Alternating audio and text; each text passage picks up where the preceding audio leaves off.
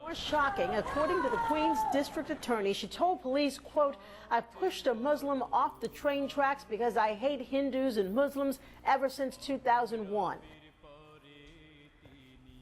Islamophobia has manifested itself in some truly spectacular displays of prejudice in the aftermath of 9/11. Violent hate crimes, like the one committed by Erica Menendez this past December, has been coupled with government protests and high publicity religious standings that really target the Muslim population of the United States.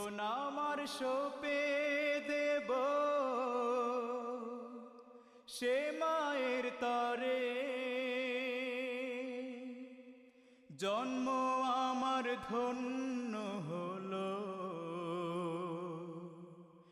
যে মারুদারে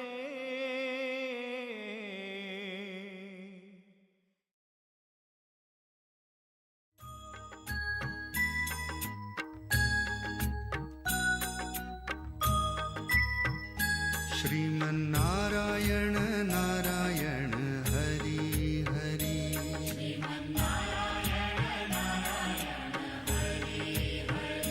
Sriman Narayana Narayan Hari Hari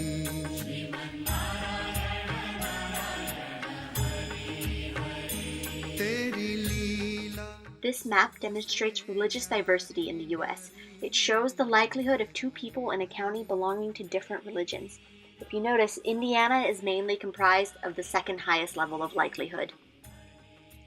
Here in Indiana, the largest non-Christian group is Islam.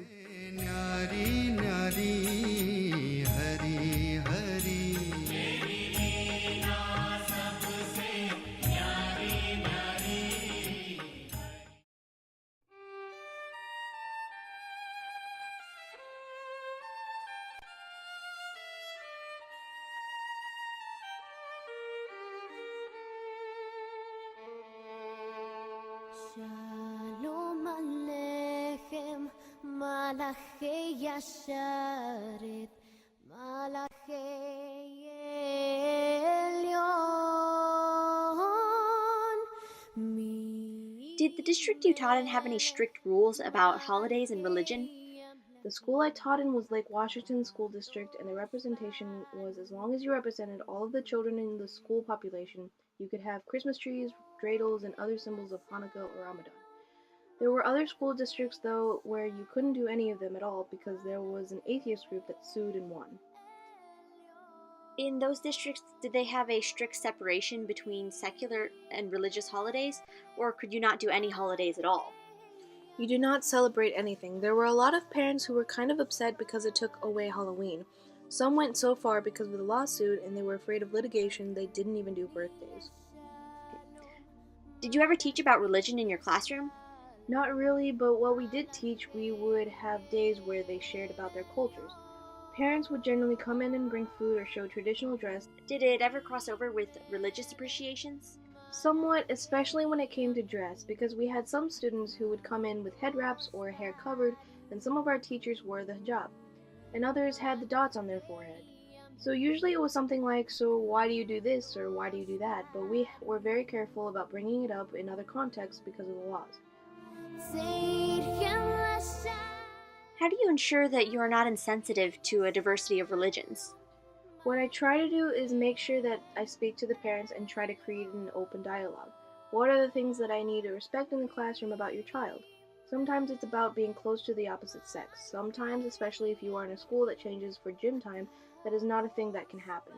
Sometimes it's watching food and making sure those things are treated very closely, making sure that hats and clothing are worn at all times. So you really have to pay attention to those things because they are important to the parents. And if you show they are important to you, the parents are usually more willing to work with you because you can't obviously accommodate everyone, but you should be open and try. You also definitely have to know the laws of the districts.